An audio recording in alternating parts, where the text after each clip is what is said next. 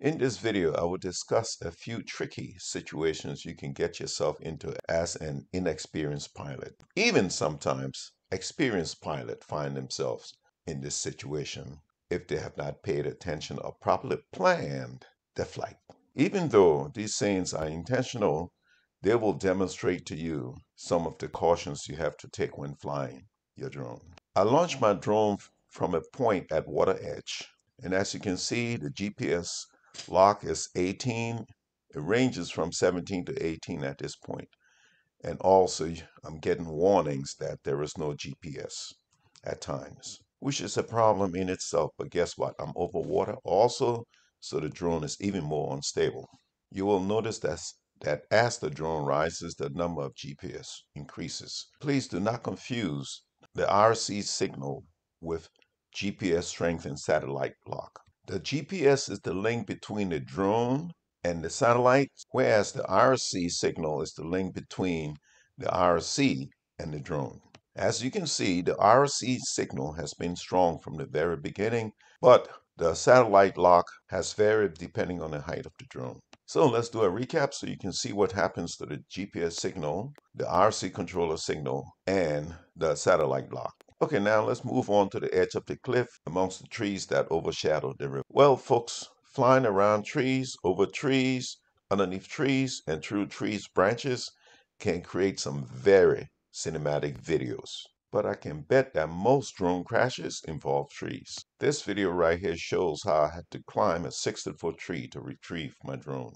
Okay, let's get on with why I'm up here on the cliff amongst these trees. I took off from under a tree and flew through a gap. First mistake was to launch from under the tree. Second mistake was I was on the edge of a cliff. Third mistake, there was water below the drone. We will come to the fourth mistake in a minute. So at this point, I'm checking my telemetry, setting up the camera, positioning the drone for a couple of shots. As you can see, the battery level shows 65%. Up there flying around, shooting some shots, and before long I noticed that my battery level had dropped to 26%. Time to come home. I positioned the drone directly over the water, which is a clear straight path back towards me. At this point, I'm paying attention to the map to make sure I maintain my height and direction over the river to avoid flying into any of the trees. Okay, folks, the fourth problem is I allowed the battery to run too low before trying to bring it back under these difficult conditions. As the battery power diminished even more, concerns began to set in, so I went to my map. This is one of the ways you can determine the relationship of the drone to the pilot. As you can see, the drone is directly above home point, but the problem is it cannot land because the tree's in the way. Because panic had set in, I lost sight of the fact that right on the screen was the answer. It's very important to know what direction your drone is facing before you move that right stick to the left or the right, because moving it in the wrong direction could land you into an obstacle. So I lined this arrowhead up, which is the controller direction, with the direction the drone was facing. And then I was able to move the drone from above the trees to over the river. The panic level increased when I got this. Folks, there are many lessons here.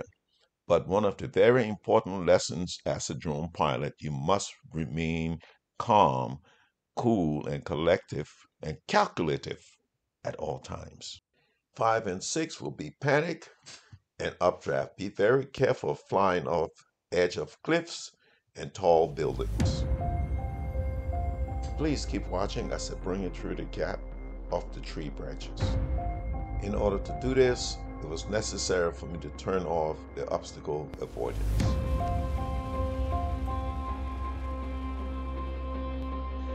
Okay, folks, I hope you watched to the end, and if you did, thank you very much. And if you didn't, well, I will thank you anyway, but you wouldn't hear it.